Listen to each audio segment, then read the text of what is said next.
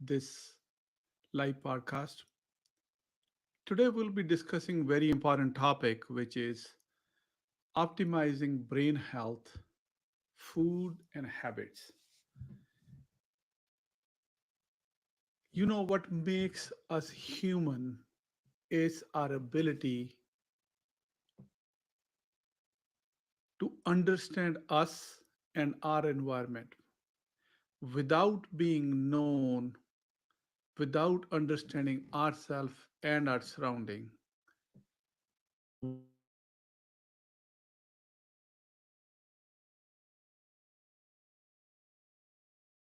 you will understand what makes us human, what are the forces or habits and foods which are in our lifestyle which are robbing us of this vitality, and what are the solutions which if we could do it today we could live long life. So you will go through a detailed journey of your brain health. We will also discuss what brain is intended to do, how evolutionary it has improved, and what is the role of our food and habits and our daily routines, so that as human lifespan is improving and is increasing exponentially, we want to make sure our health span increases exponentially. What is happening here is medical sciences have improved significantly. Food has improved significantly. Sanitation has improved significantly. And we are living long life. But we are not having that much improvement or exponential increase in our health span. Lifespan and health span are two different concepts, and that's what we want to explore today. What is brain and why brain health is important? Only thing which makes us unique as Homo sapiens is our ability to understand us, ability to understand an environment, take in the information from outside, process the stored information in us, and create a reaction to it which is appropriate, and it is conducive to those conditions. That is what human beings are. Brain, unfortunately, is the least cared for organ in the body. It is magical. Your brain has more than 100 billion cells, and each cell is connected to between 4,000 to 10,000 different or other neurons. If you do the math, the number of connections which you have in your brain is more than any number you could imagine in this universe. It is estimated the number of synapses or the connections are more than everything in this world. So we have such a fascinating machine or organ in our body. And the most beautiful thing is it doesn't complain. And the brain itself understands and interprets everything which happens in our body. But if you cut your brain tissue, it doesn't have a pain fiber in it. So it is a very simple organ, and it has gone through evolutionary changes. If we go species back, couple of them, the brain or the nervous system is intended to action and reaction. There is a stimulus in this there is a stimulus in the environment. Our brain reacts to the stimulus. There is nothing in between. Human beings are unique. Say, for example, in Asian culture, especially the Middle Eastern and the Indian, subcontinent. They say no matter what you do, the snake will always bite you.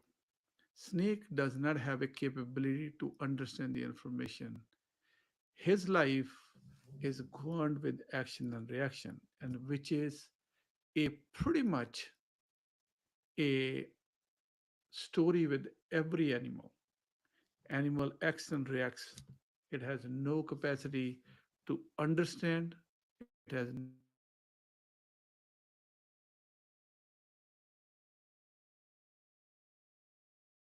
capacity to differ the reaction. It has no capacity to change, modulate the response. How does brain achieve this such a magnificent work? Let's understand the construction of our brain. Evolutionary, we started with action and reaction. Then, when it comes to mammals, they developed second part of the brain, which is limbic brain. In the limbic brain, there is a emotions are being developed from action to reaction. Then, when the action and reaction is happening, there is some touch of emotions. Say, for example, it is estimated whales, your dog, if something is changed, it responds. You could feel dog is sad, you could feel dog is happy. But it cannot understand math, it cannot understand your social circumstances. From limbic brain, now we have the mammalian brain. This has vast capacity. Through our five senses, we are getting all the information which is getting into our body. It is experienced and it is stored in form of connections and memory we will discuss in a minute. How do you recall the things, good, bad, ugly, emotional, any kind of thing which you have experienced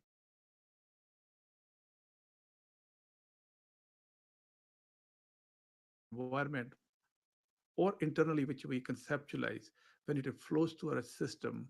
There are certain cells which are beating in synchrony and the connections are being made, and those highways or pathways needs to be maintained, and that's how we store our memory. The memory is stored in those connection of different synapses. Stronger the emotional feeling of any action or reaction, more permanent will be the memory. As you recall, if somebody said something bad to you and it pinched you, you will never forget that. Even we get hold grudges, somebody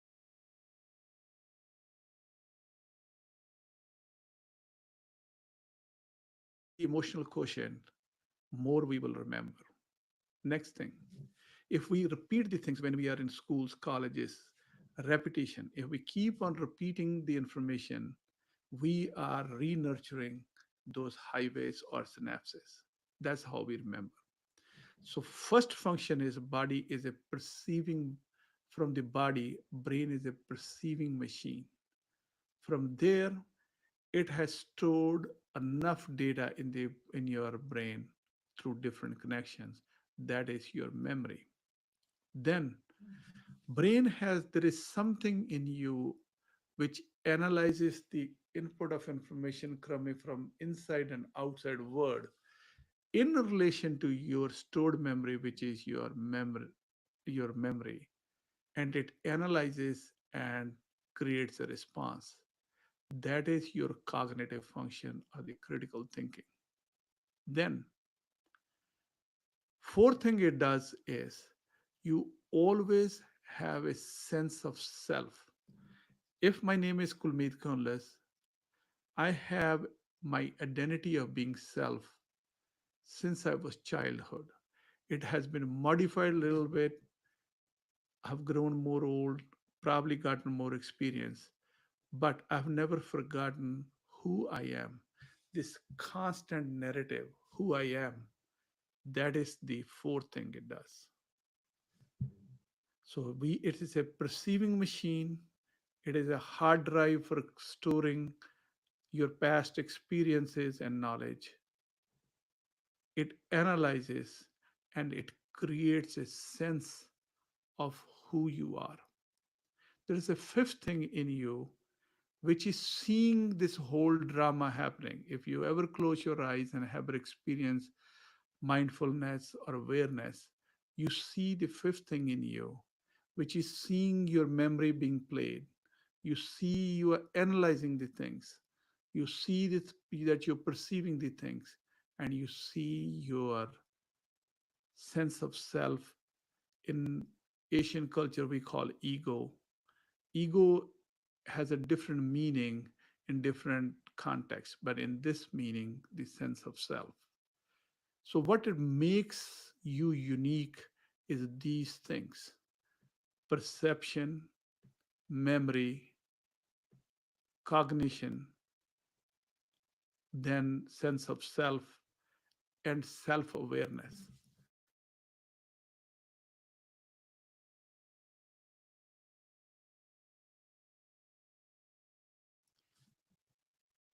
Is emotions.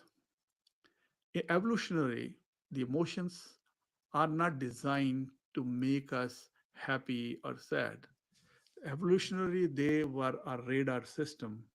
And the goal here is to alert us what is going on in our environment. It, emotions were supposed to make us unpleasant so that we could fight, flee, or freeze, so that we could weather that stimulus. So now this combination of these things, that is what we are trying to understand in this talk. When we talk about brain health, how do we understand it? We must have beautiful perception of our environment outside. We must understand ourselves, our inside environment, what is going on in your body. We are stranger to ourselves and stranger to everybody else. We even do not know what's happening in our knees. We do not know our breathing. We do not know our heartbeat. If you learn meditation and try to create self awareness, this rhythm becomes very magical and you will find a lot more peace in yourself. You will find that you get refreshed as if you have slept 6 to 7 hours with the 10 to 15 minutes of self awareness or mindfulness or meditation. Ultimate unit of brain is zombie cell, which is a neuron. It is like any organ, it has made up of one specialized cell, and the cell which we in the brain is a neuron. Neuron has its body. From there is a long string rises that we call axon, and then the axon divided into very fine hair-like structures, which we call dendrites. These dendrites make connections with another cells. The beauty is it no dendrite directly come in connection with the dendrite of another neuron. There is a space which we call synaptic cleft. And there are chemicals which are released in the synaptic cleft which communicate and stimulate the neuron on the downstream or upstream, depending on what you are looking at it. So when we look at the brain, so ultimate unit is neuron.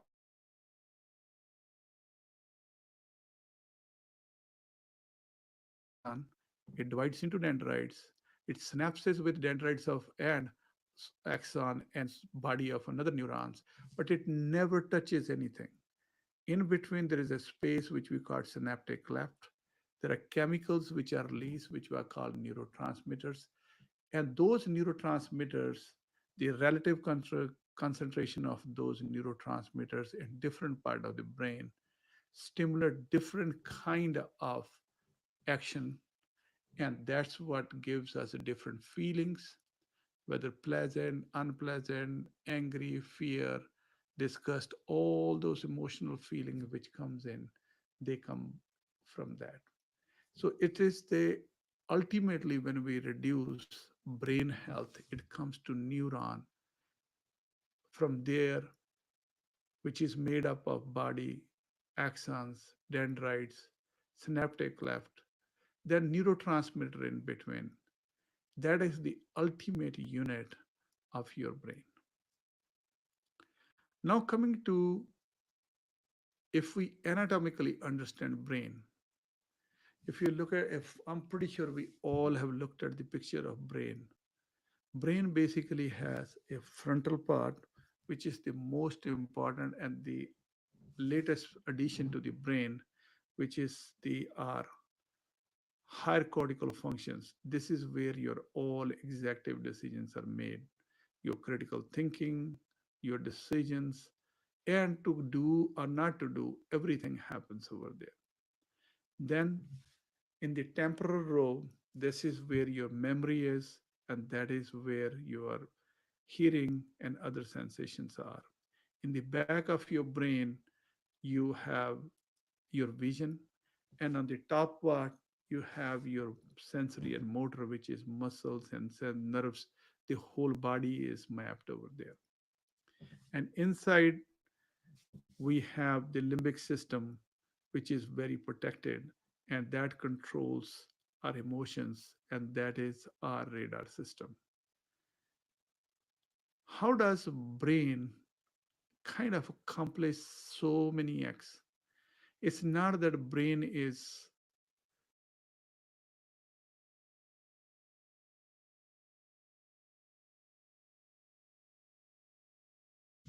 that is just to help us understand.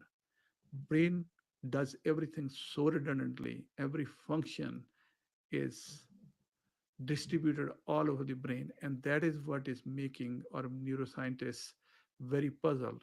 Like they cannot go and study only one part and understand that this is how this thing is happening, because we know that these functions are concentrated in certain part of the brain, but brain creates redundancy and scatters the functions all over the body, all over the brain tissue.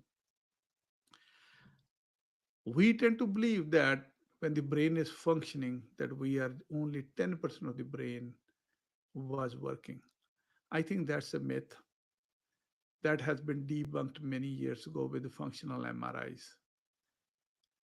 Even for the simple moving of your finger, there are multiple areas of the brain which are involved.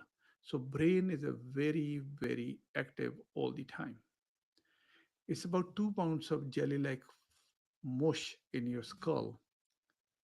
Metabolically, it uses 20 to 25% of total energy, and it prefers glucose. It can use ketones, but the preferred fluid, the fuel is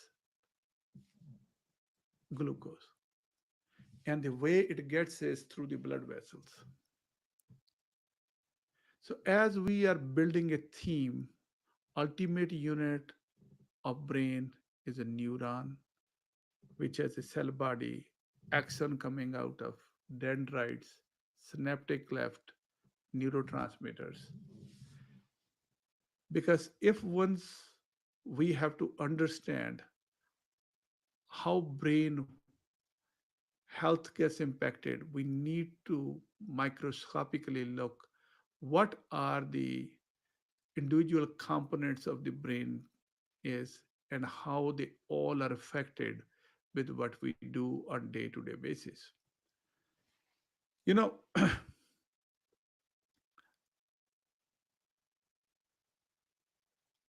why we have all these domains.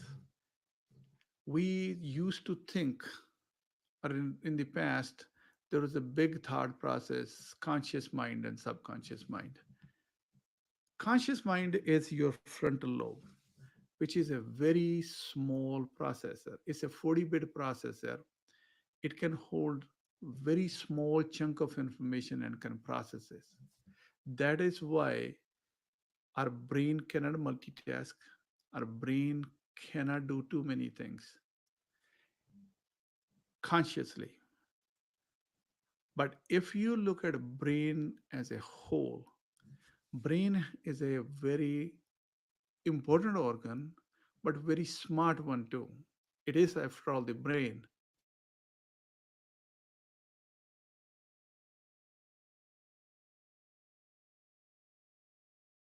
It automates. If you do something wrong long enough and frequent enough, when the brain automates it, you do not have to do that again. You will keep on doing the wrong habit over and over and again. Say, for example, in primary care offices, the biggest challenge in when we are looking at patients' health risk assessment is in our society is soft drinks. They are rich in sugar. These are empty calories. Does not have any nutritional value. But we everybody's hooked onto it, and they keep on doing it, and found it more and more addictive. Even it has been estimated that it is more addictive than cocaine. So why do we do this one? And the beautiful part is every individual I talk, but 15 times a day, they all know that they shouldn't do that, but they're doing it unconsciously. And that is what next thing which we want to bring it in. What we perceiving the information, storing in the form of memory, analyzing it, checking with our emotions, checking with our self identity. At the end of the day, brain has to understand the information, and based on frequency and the emotional quotient, it has to decide whether it is going to automate it or it's going to forget it. That is the main part this brain does. Your ability to automate or not automate. Now, when we are assessing, or when you want to know, or when you go to a doctor, we are trying to assess your brain health. How do we do that? We will be assessing your perceptions. Like when you go to doctor's office, they check your vitals, they check your they touch your feet, hand, this thing, they ask you different questions, they check your muscle grip and all those things. That is where they are checking your perception. Then they ask you certain questions, whether you remember your medications, whom you call, name of your children, grandchildren. That's a very common question we ask. That where we are checking your memory. Then we will tell you something and we will ask you that we're going to ask you in a minute whether you could recall it. Then we try to understand your emotions, whether you are feeling happy, you're feeling depressed. That's where we are checking your emotional domain. Then comes to is we will ask you about your living condition, your children. That's where we are checking social domain. So all these things which are happening when you talk about brain health, it is about making sure that your memory is intact, your perceptions are intact, your sense of self is intact, you are not fearful and depressed, and also you have the ability to analyze. Then brain has to output this information. All this intellectual information, you how one human being interact with another human being is through language, whether spoken language or written language. So that's why sometimes we give you some task to solve some puzzles. We give you some task to draw certain things. We are basically testing your written language skills. And then when you're talking, how you talk, what's the content of your thought, we are testing your spoken language. So that's basically we are trying to do that part. And you must keep, or you must have a good balance of all these domains. As we are aging and we are becoming more and more unhealthy, we are losing these functions at a very early age. And that's why we are finding that we have a lot of perception issues, both physical and emotional. We have memory issues, we have language issues. All these things are getting worse. What is going to improve this? How we are going to be able to meet this challenge? Because the challenge is we are living longer. If we are living longer and we are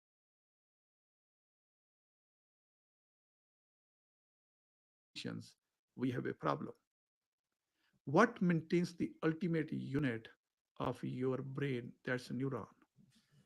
Neurons are not fixed. We used to believe in the past that the number of neurons which we have, they are fixed, and we lose roughly about 10,000 neurons every day. But that has been debunked. We have neuro stem cells in two areas of the brain. And if we do right, which is eating clean, exercise, and all other things which we are going to discuss as we go along, your brain can produce more brain cells, and you are not doomed to X number of cells which we are born with, and then we are losing every day. So, that is the process which we all need to understand. And then we also used to believe these connections, when they are lost and certain part of the brain has lost function, we cannot replace it. That also has been debunked. Now, with the new neurosurgical techniques, operations, people who have been paralyzed, they are able to walk. People who never had sensations in their legs and hand and feet, they could feel it. They can, with the nanotechnology and biotechnology, they are even doing experiment to restore your brain function in different parts of the body. But what we need to do here is we need to give our brain a better chance so that when these technologies improve and mature, we are here. But this ability or the change, that from there we ever believed that our brain cannot heal itself, the brain cell this cannot be this thing, cannot improve, that is wrong. Now our system is very flexible, and our brain can change, it can modulate, it can make more cells. So it's very plastic. We used to believe that it's a bony. It's not bony anymore. We know for a fact our brain can change, and so as us. So, what maintains a good functioning brain cell or a neuron? It is good supply of blood, which is bringing nutrition, and that brings to cardiovascular health. You must have a good pump, which is your heart. The channels which take the blood to your brain, they should be clean.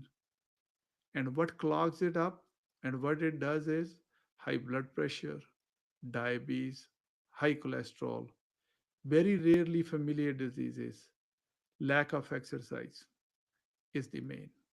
Second,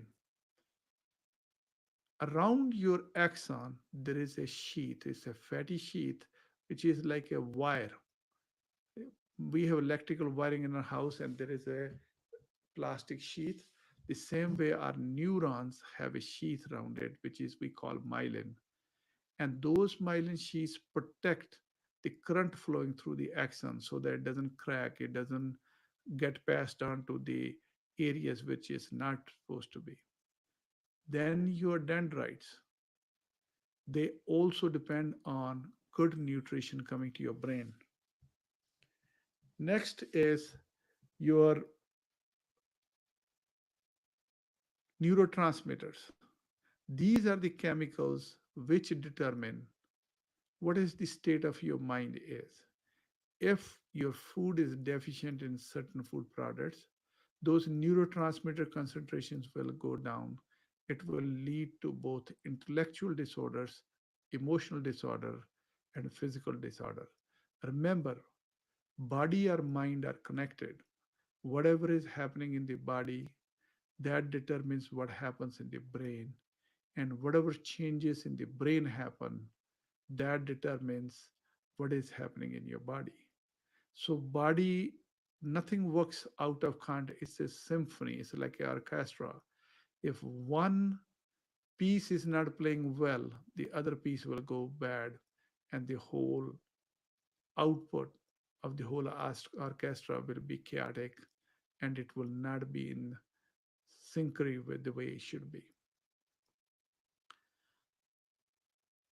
Next, we will discuss what are the risk factors which affect the nutrition to the ultimate unit of brain, which is neuron. As I said, brain cell need steady supply of energy, and it's a very energy hungry machine. It consumes about 20 to 25% of your total calories which you consume every day. It needs proper channels. So your food must provide continuous and adequate supply of carbohydrates, glucose or ketones to your brain on 24-hour basis, because if this doesn't work, you are doomed. Now let's see our food. What are the changes which you have to do conceptually? You need to eat kind of foods which provides steady continuous supply of energy.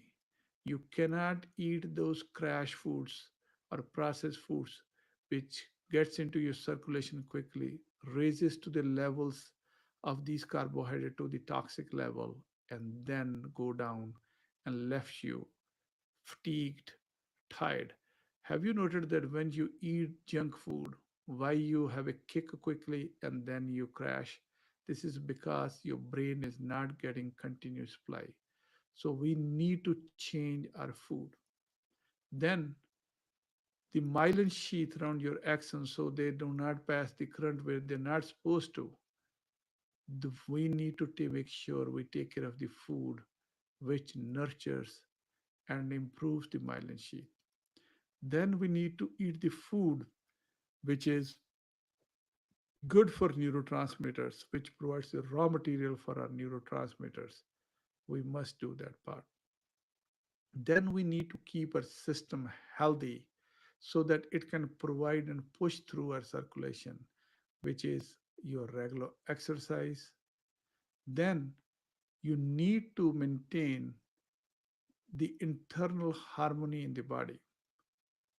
Brain not only, in addition to all intellectual functions which we talked about, perception, memory, sense of self, critically analyzing, and emotions, brain also has fundamental responsibility to control your internal environment in your body and every organ through hormones and autonomic nervous system. If your brain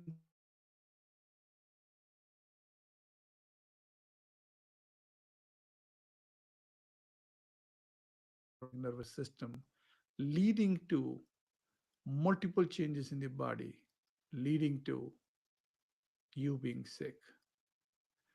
This has to be taken care properly. Now let's elaborate.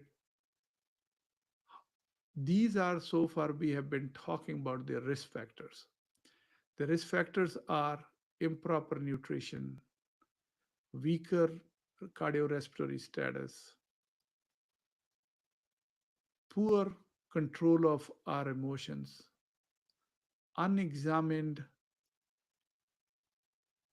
daily routines, and brain's habit of automating anything good and bad over and over. Brain does not guide us. We have a sense of self, critical analyzer in us. We need to nurture that.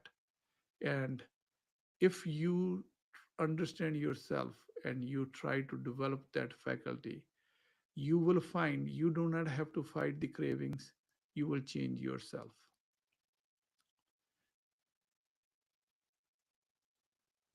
As a human being, we all have five domains, and I have not been able to find better explanation to explain brain health. First domain of your life, which we all know each other, is through our body. Second domain of life is our emotions. Third domain of life is our cognitive or our thoughts. Fourth domain, which is our personal GPS, is spiritual life. And fifth thing is the social environment. Every human being's construction is through what I have understood being a physician for last 25 to 37 years is every time I have tried to diagnose or try to understand myself and my patients is through five domains. You pretty much, when you start interacting with the patient, you can immediately find out where their problem lies and you could guide them and treat them properly from there. Physical domain. If your body is not healthy and you are not trying to do everything healthy for the body, your brain will get sick. Body is designed to move. You need to provide proper nutrition. When we talk about brain, we need to provide foods which are providing steady stores of carbohydrates, which are complex carbohydrates, which your body is slowly digesting and improving. Certain foods brain likes more than others because not that the brain has a choice, has a version to something or likes something. It is because brain is trying to come up with a steady source of energy supply for it. So it likes anything which provides him steady source of food or carbohydrates. Second thing your body needs is physical activity. We must move. Every disease which I have understood, it comes back to proper nutrition, regular exercise, and then stopping what we shouldn't be doing it. We should not be smoking. We should not be drinking. We should not be doing any other recreational drugs. We should not be consuming processed food. We need to stick to nature the way nature intended to be. I personally have gone through this journey, but 2 years ago, I had my own health challenges and I applied all these changes without trying to change drastically anything. Went back to drawing board and changed everything the way it intended to be. And I have been able to lose about 27 pounds of weight without knowing what this thing is. My blood test, my physiological biomarkers are 30% better what it was 2 years ago with just lifestyle change. So it works and I'm living proof of it and I want to continue to improve and continue to do the things which needs to be done. Next comes in is your emotional domain.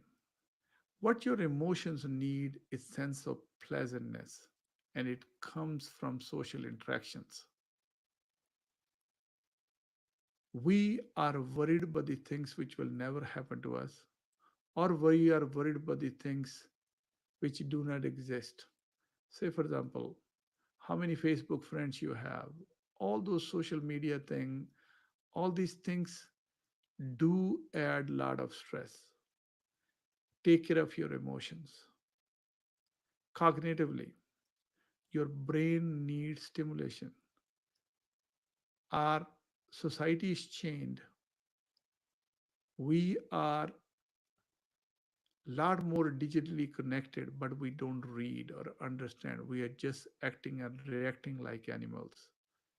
We need to understand what's being said and respond accordingly and appropriately. That has been a major change which we need to accomplish. We must read good books. Reading, writing is same what physical training is for your muscles. Write journal. Let's start writing letters to each other. Let, even if we can't write the letters on a pen and paper, let's type up the letters or emails to our friends and not let ChatGPT write the things for us. Social.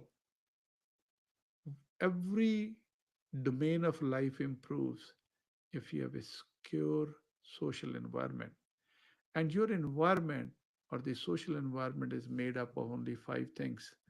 And thanks to Dr. Joe Dispenza, he has a book. I have never understood my social environment better than what he described.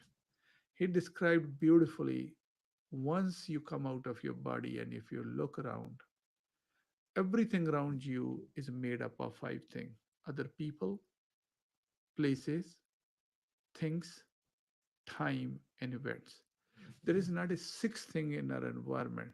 So take care of other people, take care of other places where you belong to you, time, things, and events. Now, what are the foods which your body likes, or especially what your brain likes?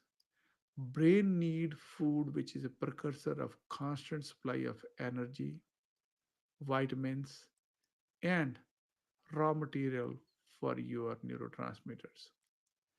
And it lies in a balance. These days, we are doing a lot of crazy diets, keto diet. We're going to the extreme from animal to totally vegan. There is nothing on the extremes. Majority of benefit lies in the middle. Your food primarily needs to be bulk by the plants, which include vegetables and fruits. Second, legumes, whole grains, meat to taste, and healthy fats, especially omega 3 fatty acids. Your brain specifically strive on omega 3 fatty acid, which is abundantly present in sardines, flaxseed, and salmon. If you add these changes to your diet, your brain will thank you for getting all these things. Next is vitamins. Your brain needs both vitamin D because vitamin D controls calcium and calcium controls those synaptic cleft, what is happening, how much neurotransmitters are which are being released. Further, the precursor for neurotransmitter lies in lot of animal foods in moderation, whole grains and legumes, which are also source of trace minerals. So if you go to balanced diet, predominantly plants, sensible portion of meat and fat, whole grain and legumes, you will provide your brain healthy dose of energy, neurotransmitters, and your brain will continue to function and serve you for a long time. Exercise. You must exercise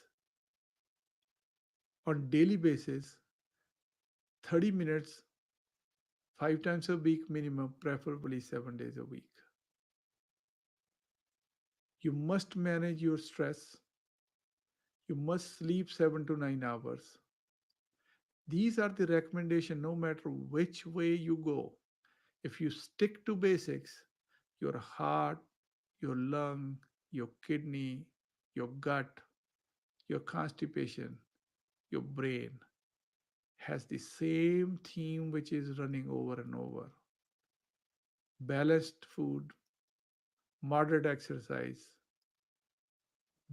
manage your stress, and then create some time for yourself.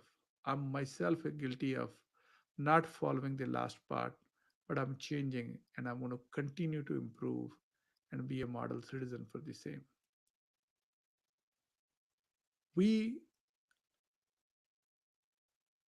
know for a fact that if you do change your diet and the way I explained, you will live longer. And I think your both lifespan and health span will improve. Our lifespan is improving because of everything else other than us. Our health span can only improve if we change ourselves. And these changes are subtle, they can be done, and I am doing myself and reaping the benefit of being better than what I used to be. But you must continue to improve the things exponentially on daily basis. They say if you improve 1% every day of what you were yesterday, you become magical and things start improving significantly.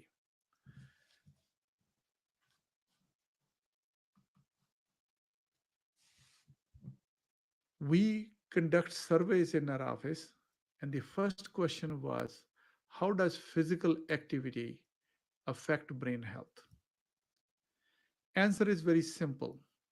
Once you exercise, what do you do?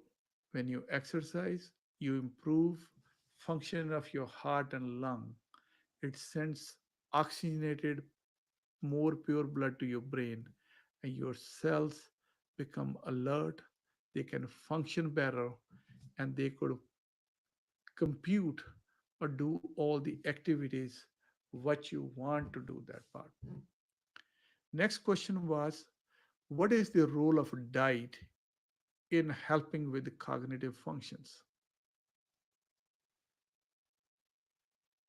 Diet is the one which is going to provide your brain with a constant source of energy, neurotransmitter precursors, vitamin D, and trace minerals. So, your balanced diet is very, very important.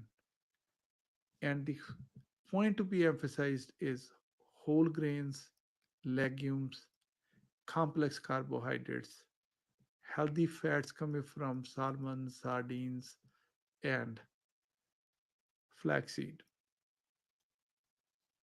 nuts. Almond has a lot of trace elements, including magnesium, which plays a very critical role in your cognitive function.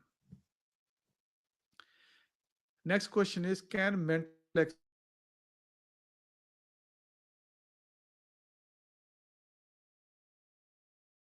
cognitive function? Over and over and over. If you keep your brain active and get involved in intellectual exercises, your brain function improves all domains. Your memory will improve, your perception will get better, your sense of self will be better. You will be able to control your emotions much better, and you will be able to analyze yourself better and inside environment better, and the external environment will be better. How does sleep impact brain health? It is a very interesting question. Remember, sleep is not a passive process. Actually, our brain goes in a repair mode like the rest of the body, but it is very, very active. Sleep is the period when it makes new connections which you have made, it nurtures them, it keeps them alive. If you are constantly sleep deprived, you will have a poor memory, poor attention, and you will make poor decision leading to complications, and you will have to pay for the consequences. What are the early signs of dementia?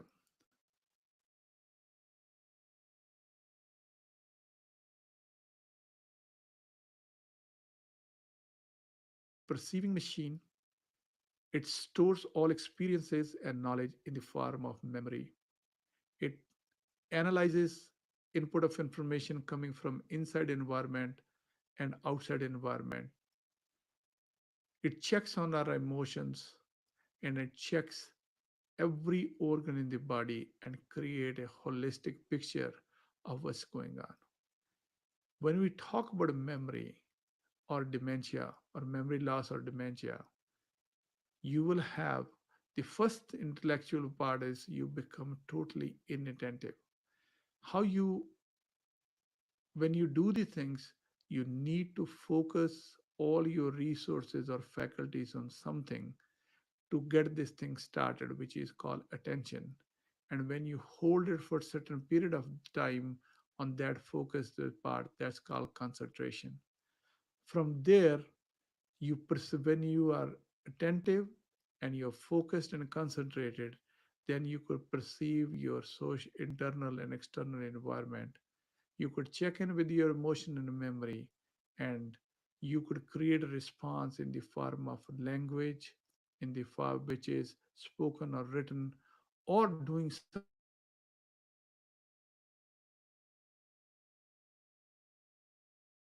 which is when dementia happens. All these, depending on which state of dementia you are,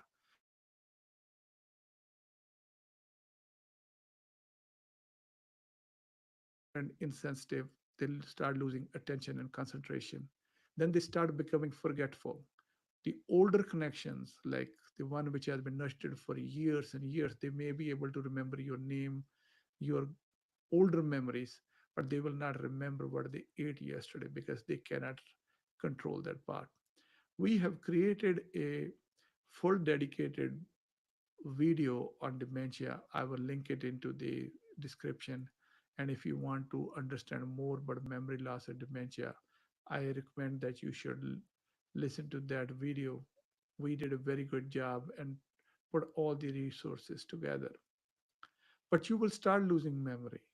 Then, as dementia progresses, your other domains, your sense of self, you start forgetting yourself, you start forgetting everything and get into oblivion. And that is a very painful act. A human being which was so vibrant, moving the world upside down, suddenly start forgetting itself. We need to ensure that we do everything right so that we do not develop memory loss or dementia. Next question is, how does stress affects our brain function? What is stress? Let's understand that part.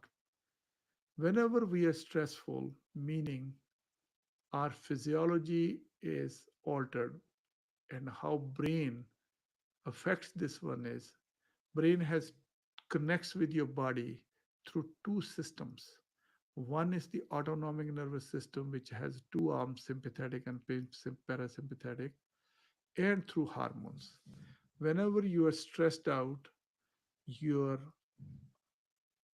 all the internal controls or your homeostasis is screwed up, your hormones are imbalanced.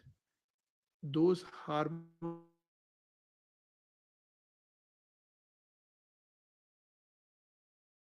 changes for every organ's physiology, and that leads to, if it's a short term, it will go away without any problem. But if you are stressed continuously year after year, it will affect your everything. Say for example, we went through pandemic. It was very clear the patients who had established history of depression or they had neurotic personalities that they worry about everything, whether it's going to happen to them or not. They had a very poor prognosis. They had all the complications of COVID 19. But the patients who were naive, didn't know much, they actually suffered very little and they were able to take care of the complications. Our stress response, both harmonically and also autonomically, is designed to handle short-term acute burst of stress. Evolutionary in jungles, the stress was designed to prepare your body to fight, flee, or freeze. And when the stress is gone, you are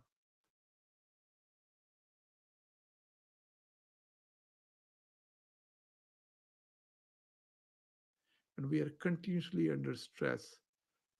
Our whole physiology gets altered, and that makes us sick. Next question is, what are the effective strategies for improving memory? Only strategy is provide your brain the raw material for it to continue to function properly. That is your balanced food. Don't drink, don't smoke, avoid all processed and sugary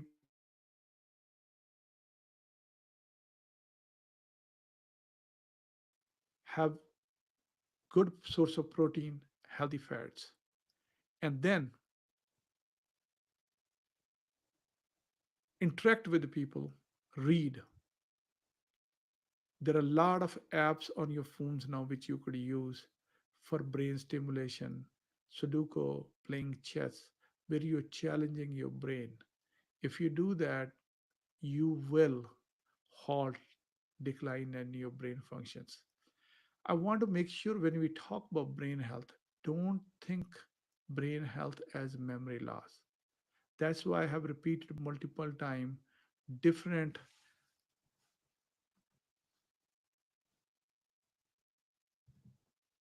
functions which brain does.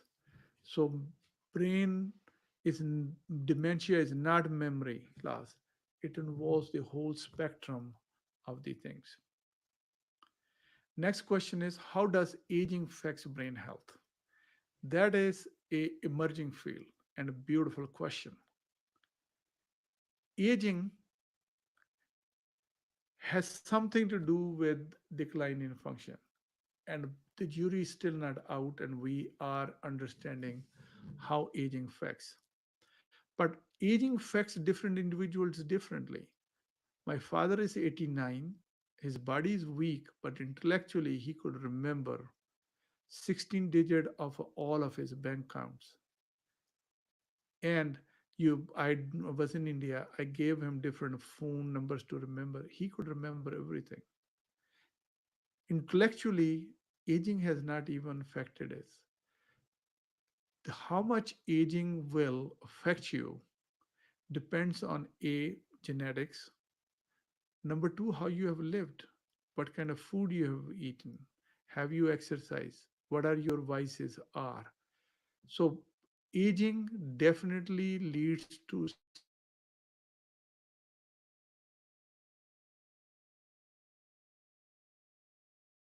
But by doing all these right things with the diet, exercise, stopping smoking, stopping drinking, and all those issues, you will find you could continue to replete brain cells.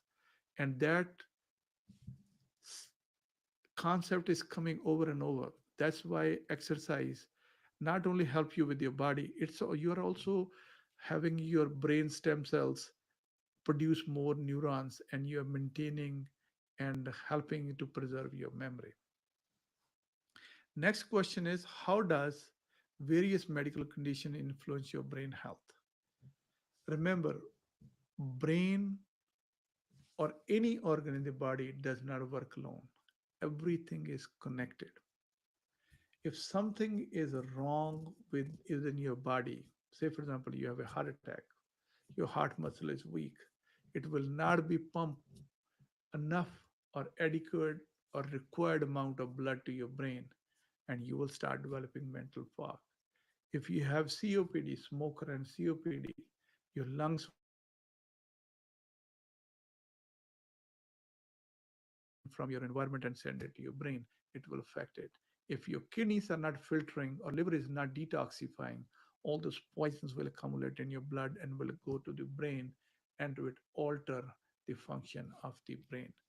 Everything is connected. Next question. How can technology aid in monitoring and enhancing brain health? Technology can help. A, we need to use technology for what is intended. Our phone devices come with reminder system, which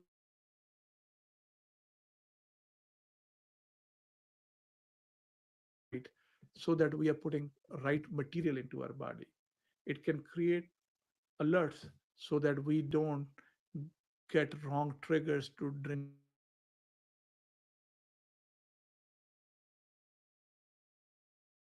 smoke cigarettes, stop smoking alcohol. All those things can be programmed in your technology. Further, a lot of apps which we talked about, you could do a lot of mental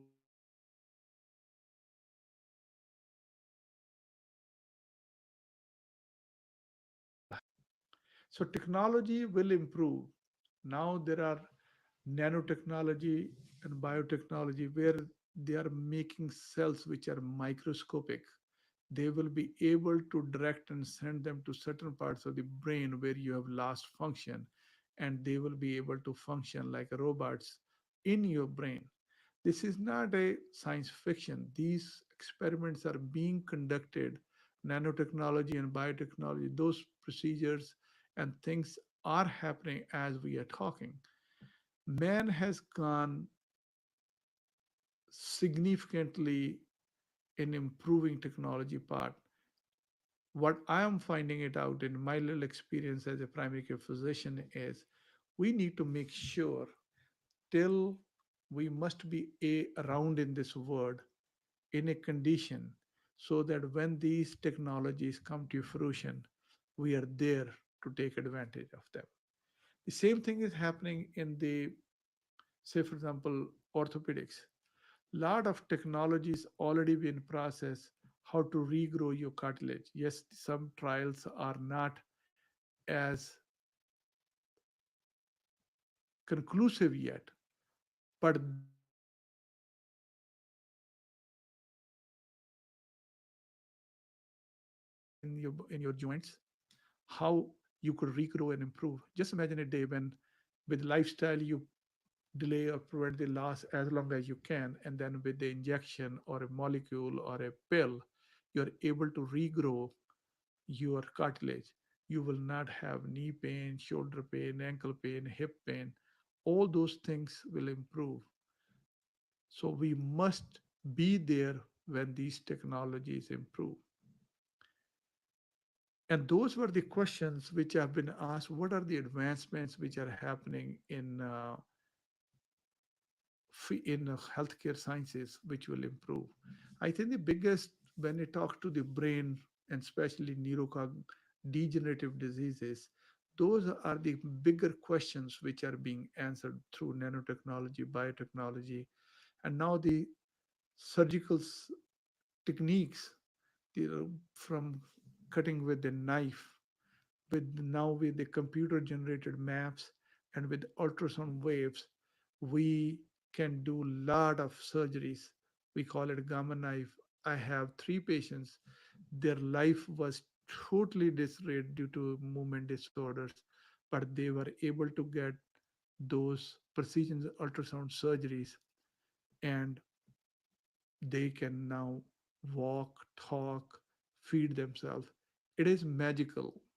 If when I went to a medical school, if somebody would have told me that in my lifetime I will see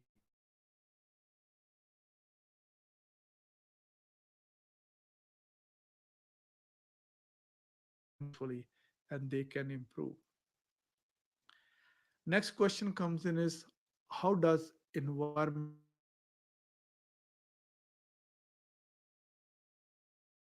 affect eat, drink, breathe? If our environment is polluted, our brain will not get enough oxygen. If his food is not proper, it will not get raw material. So everything is connected. Our environment is no different than us. Our environment is our extension. So we must continue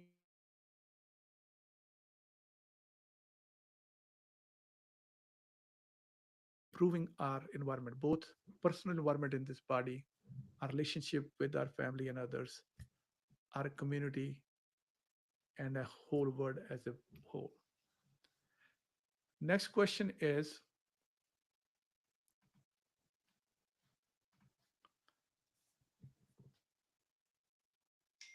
will brain will be able to replace our brain? I think that question is above my pay grade. I think I'm not qualified to answer that question. I have debated a lot about that, but I think I am not qualified to answer that question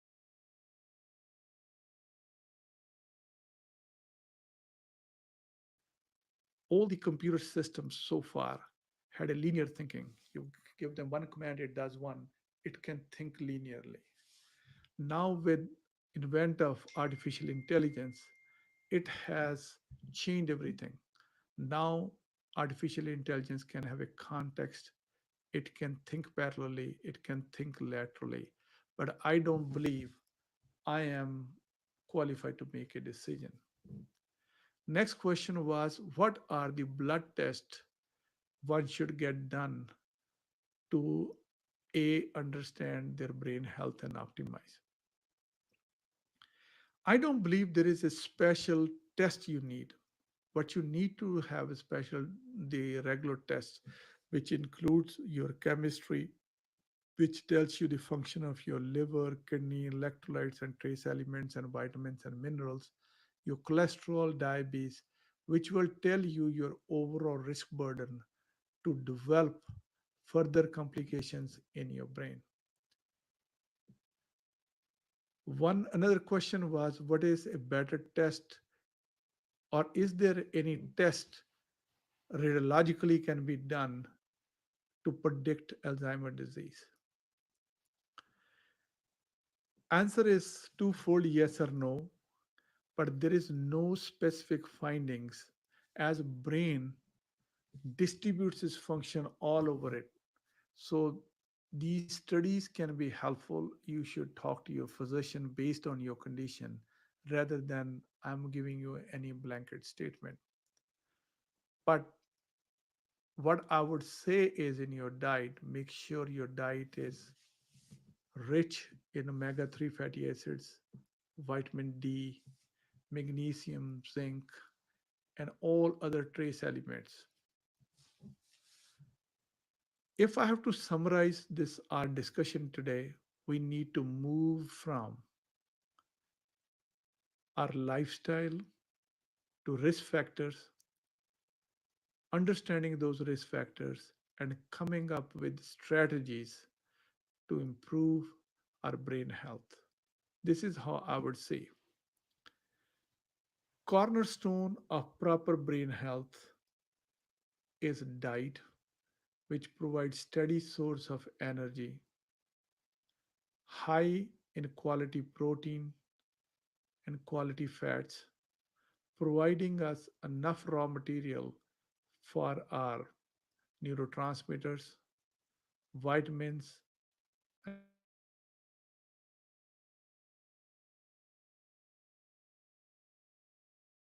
avoiding other risk factors like lack of exercise, smoking, drinking, recreational drugs, making sure we have social stimulation, and also we are involved in some kind of activity that improves our brain health.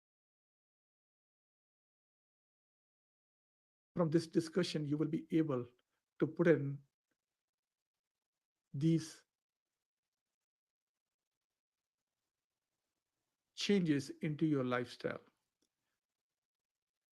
Last question was, what are the superfoods for the brain? If I have to pick, my pick for brain superfood is salmon, walnut, sardines,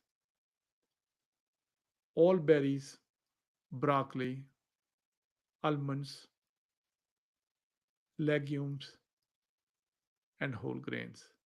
I think they will provide you with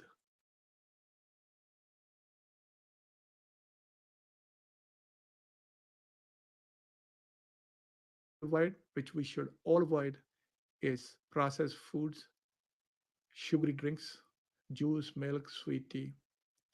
And if we could add regular exercise, we can keep or improve our health span and lifespan.